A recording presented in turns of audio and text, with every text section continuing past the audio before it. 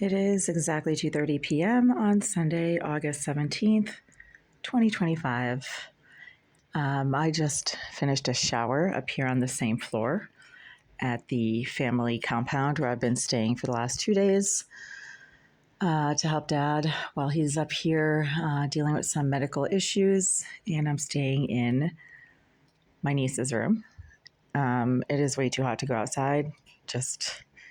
It's sweltering right now, close to 92.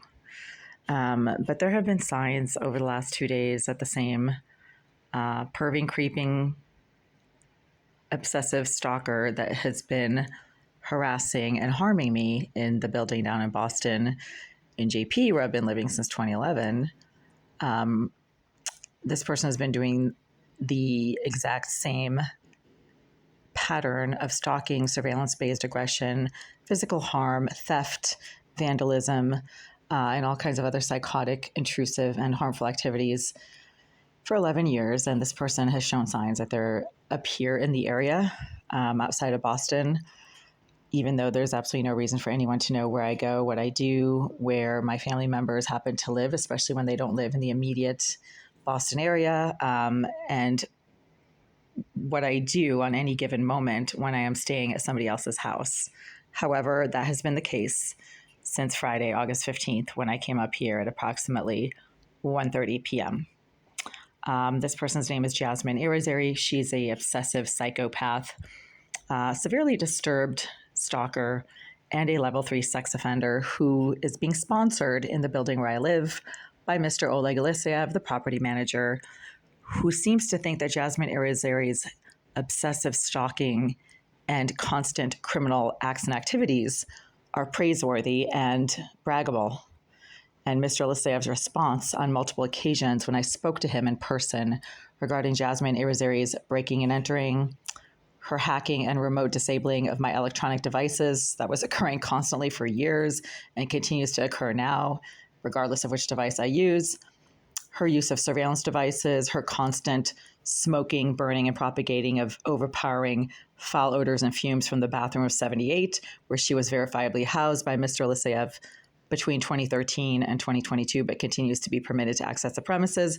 Mr. Aleseyev's response to all of my concerns regarding those activities and criminal acts and activities was to double down on what Irizarry was doing and praise what she was doing. So when it happens up here now, and this only started happening maybe 3 years ago, Irizarry seems to have graduated from sitting in the bathroom of 78 and engaging in surveillance-based harassment, stalking, and harm there to now following me around outside of the city, including to other states, and engaging in the same exact pattern of surveillance-based stalking, harassment, and harm, regardless of where I happen to go, even when it's somewhere else. This is absolutely unbelievable. And yet it's not if you consider who you're dealing with and the fact that you're dealing with an obsessive, psychotic sex offender and psychopath who even 10 years ago, when I went to law enforcement to complain about her activities, was known to law enforcement. Her obsessive stalking, her targeting of other women, her sex offender-based activities, the use of surveillance devices in bathrooms and bedrooms, the live streaming of people's activities in bathrooms and bedrooms for the benefit and purposes of entertaining other malignant level 3 sex offenders was already known to law enforcement 10 years ago. And they're the ones who told me that she targets other females and is obsessive. I knew that anyway, because when I was at the Shattuck Hospital in 2006, performing a clinical internship for my PhD program in clinical psychology, other members of my PhD program were treating Jasmine Irizarry. And even back then, she was a psychopath who was known to compulsively and deliberately vomit on other staff members and patients in order to try to kill them and contaminate them with her virally contaminated body fluids. Irizarry didn't go far. Irizarry ended up 1.5 miles down the road at the 5 Union Ave building, which is less than 2 miles away from the Lemuel Shattuck Hospital, where she was a psychiatric inpatient in 2006, 19 years ago.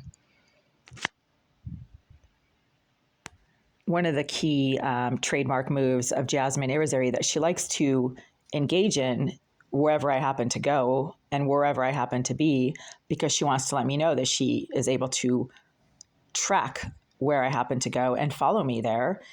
And she then steals and contaminates things that I keep in my bags when I'm traveling, is to steal some very key toiletry items that I always keep in an immediately available spot.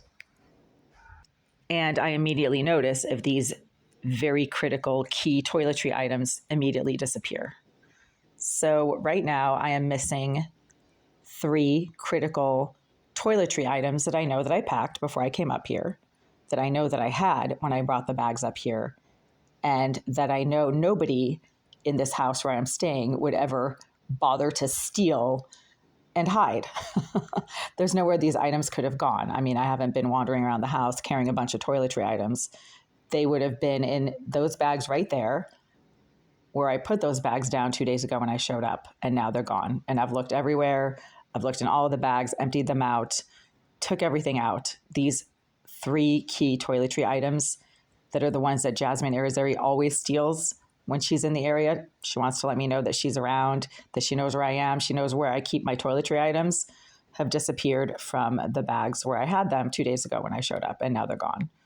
No one in this house would ever bother to go steal these toiletry items. I don't even think anybody would want to touch these toiletry items. But Irizarry does, and she likes to let me know that she's around, that she knows exactly where I keep my personal items, and that she is able to get into whatever building or lodging I happen to be staying in. And that just happened over the last 2 days.